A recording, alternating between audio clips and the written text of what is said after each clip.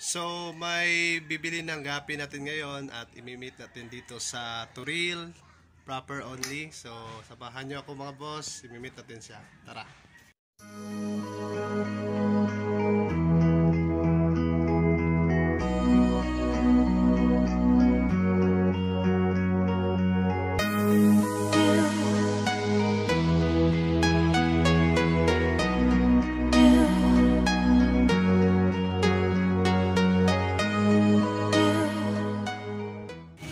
So, nandito na si boss.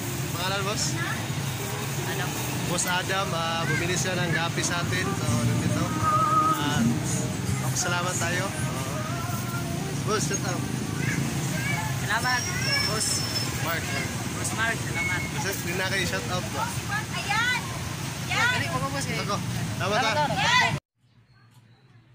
Ayun mga kaibigan, nakauwi na tayo sa bahay at salamat kay Boss Adam kanina sa pag-avail ng ng gapi natin. So, ngayon ay pag-uusapan natin kung paano nga ba maiwasan ang mga sakit ng beta o ano ba ang dapat natin gawin during rainy season. So, ngayon ay season na naman ng tag-ulan at make sure lang yung ating mga alagang betta fishes na sa kondisyon. So, ipapakita ko sa inyo ang itong mga betta na ito para pag-usapan natin ngayon ang solusyon kung paano maiwasan ang mga sakit na naidudulot ng taglamig. So, samahan nyo ako sa araw na ito. Kung bago ka pa sa aking YouTube channel, don't forget to subscribe and click the bell notification. So, ako nga pala si Mark Lloyd Amorado at yun mga boss, tingnan natin. So sa nakikita natin dito, naka 100% water changed lahat ang mga betta tank natin, kung saan para maiwasan natin yung tinatawag na clumps or pagka-clumps ng betta fish. So nagtataka kayo kung bakit clear water yung gamit ko ngayon. So after nating mag water change, after nating yung linisin ang 100% ng ating tank, betta tank, so make sure na clear water muna yung gagamitin natin. And then kailangan muna nilang mag-adjust sa tubig para magkaroon sila ng sigla. Katulad nito, example natin itong DTHA bicolor mascot. So kitang-kita sa kanyang mga galaw na napaka-kondisyon talaga niya. Ito din ang ating half moon mascot. So, kung napapansin ninyo ang mga alagang betta ninyo is matamlay. So, ibig sabihin meron siyang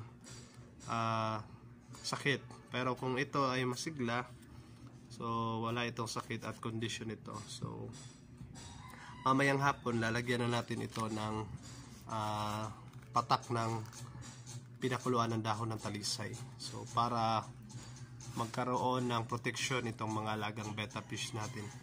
So kadalasang naidudulot ng taglamig is yung pagka-clumps o pagkasira ng kanilang mga tails at doon na nagsisimula na hindi na sila gaanong kumakain at naapektuhan ng kanilang paglangoy.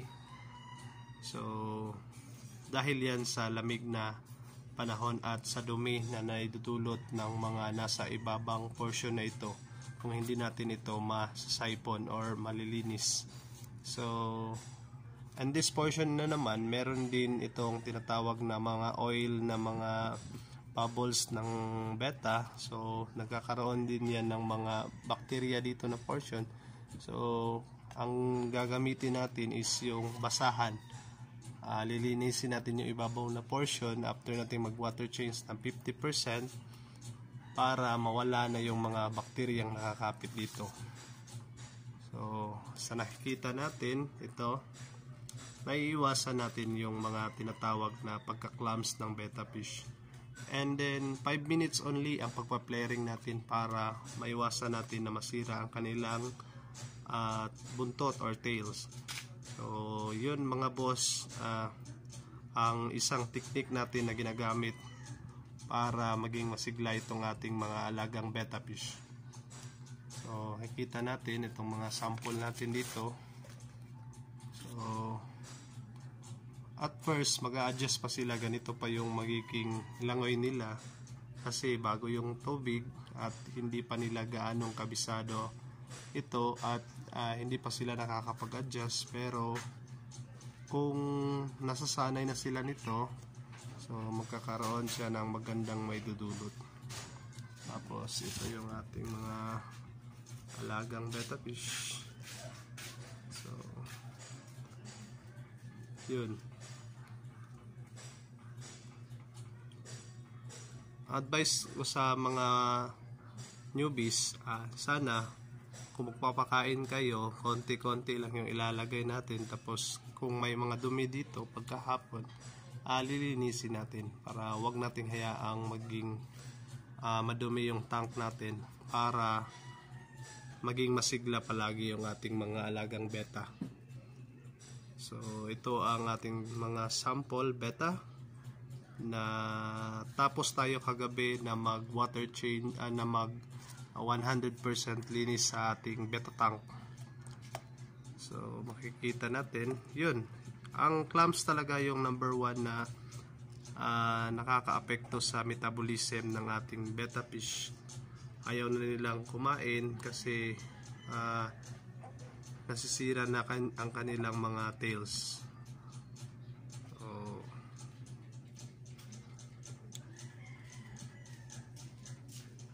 Yun, I hope na nakatulong itong vlog na ito para sa atin at sa mga bago pa sa ating YouTube channel.